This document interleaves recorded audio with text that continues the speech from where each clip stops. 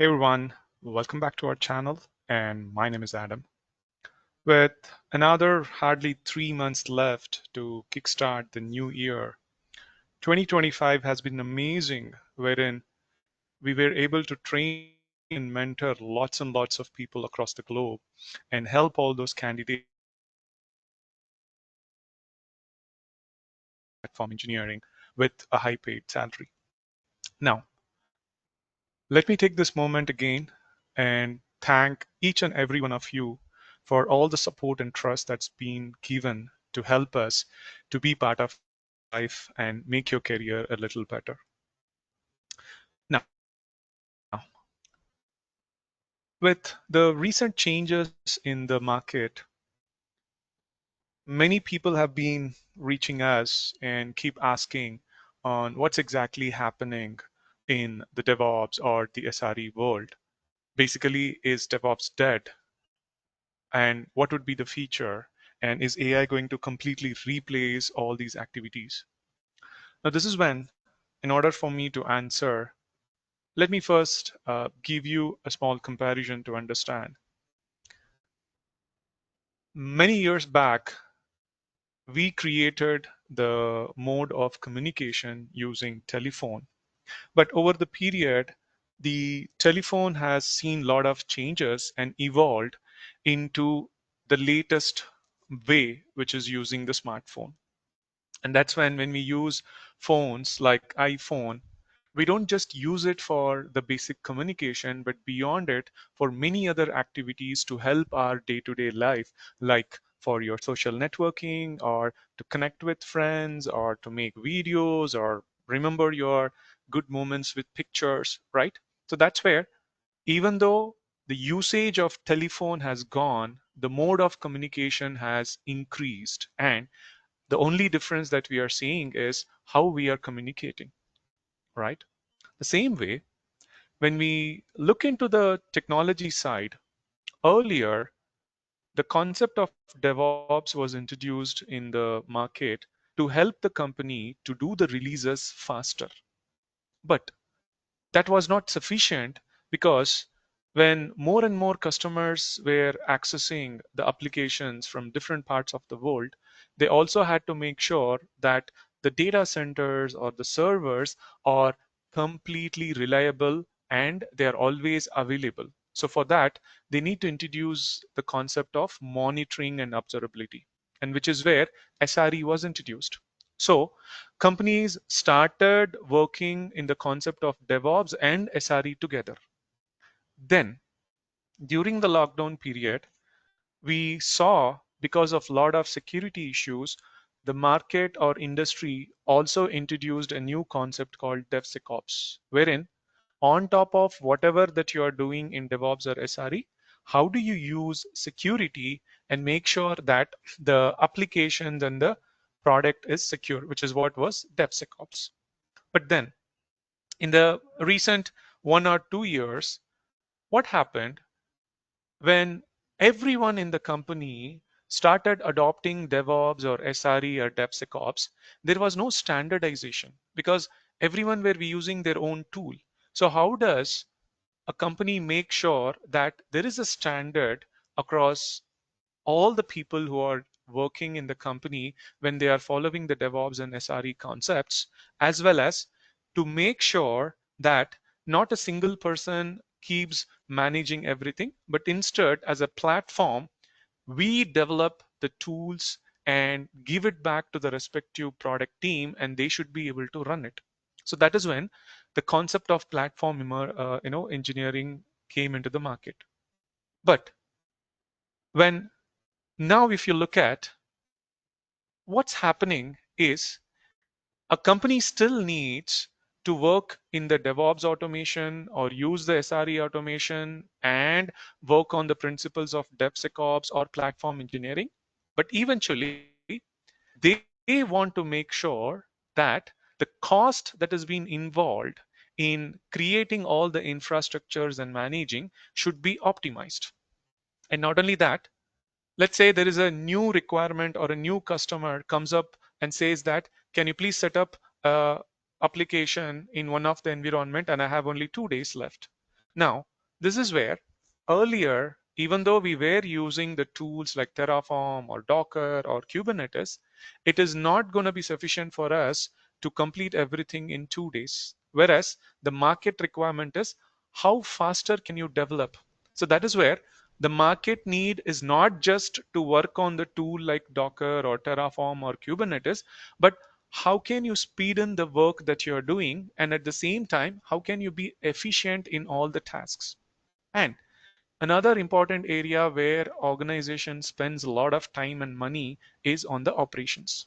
Even though we use cloud, there will be a lot of machines, databases, and network that we have to take care.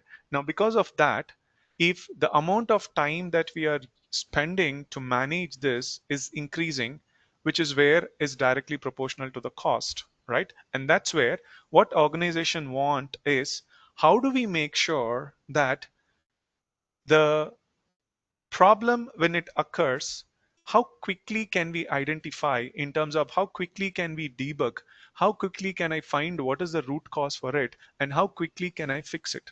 So that is where the operational excellence comes into the picture, right? And eventually they don't want just to apply the DevSecOps, because when I say DevSecOps, you take an application, you scan it, or you create an image, you scan it, and then you run in the production. But what happens while your machine is running in the production, your container is running in the production?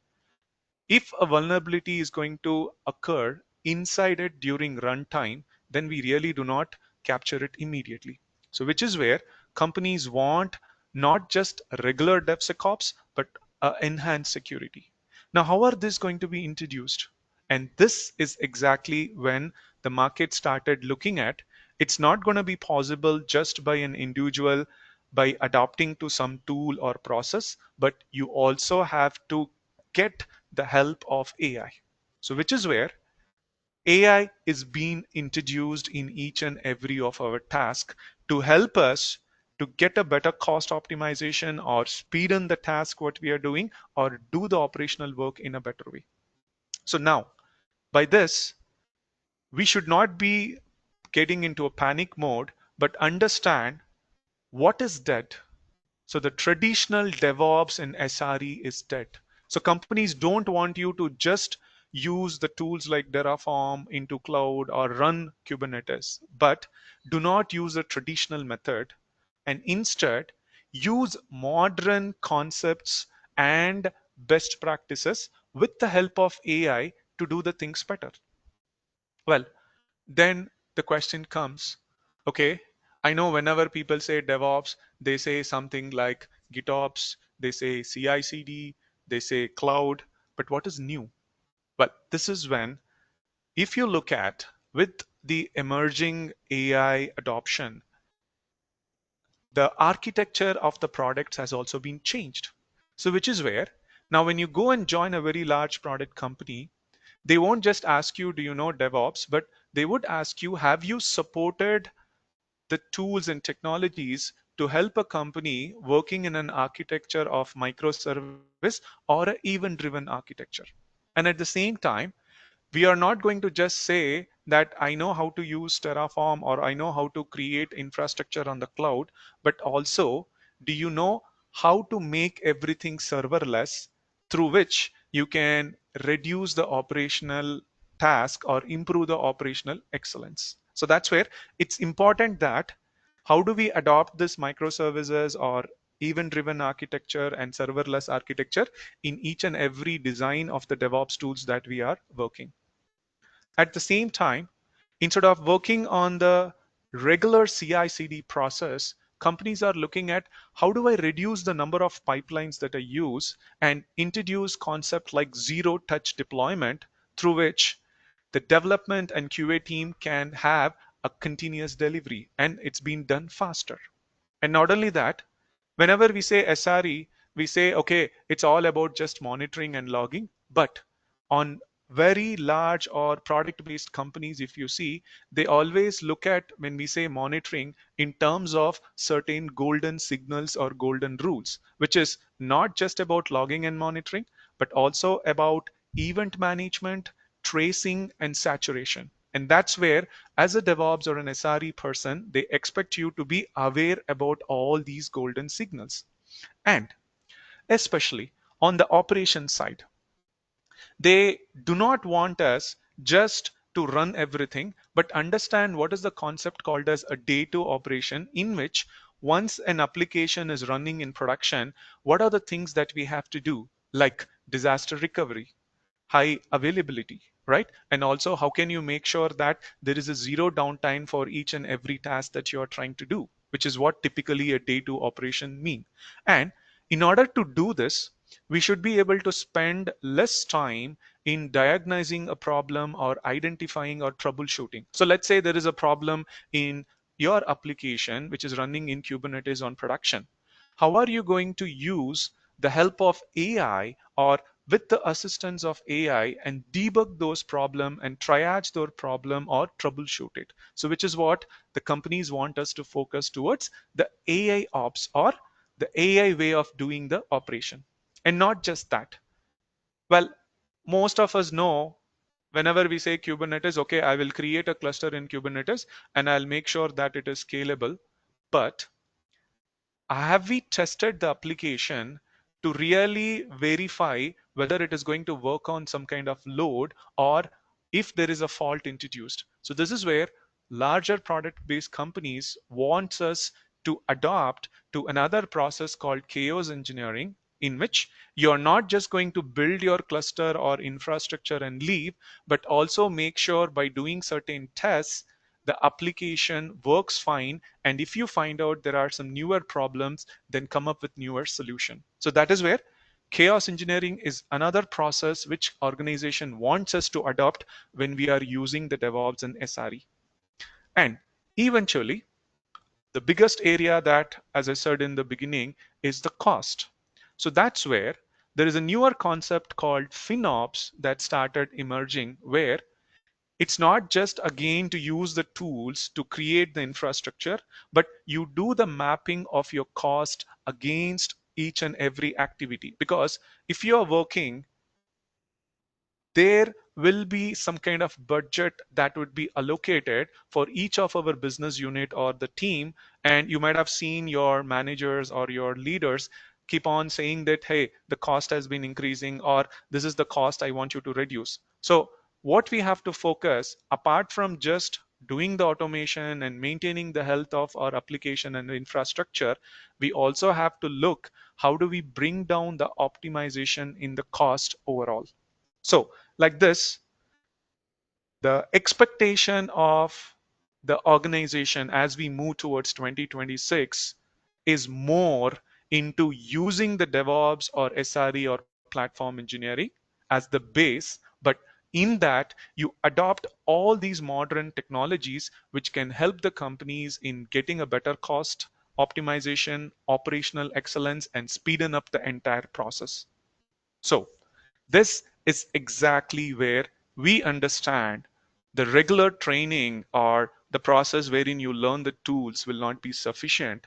And with a lots of practical experience that we do have, we are happy to introduce in bringing up the new project bootcamp for your DevOps or SRE or platform engineering, which is completely assisted and driven by AI, wherein you not only work on DevOps or SRE, but also apply all the modern concepts.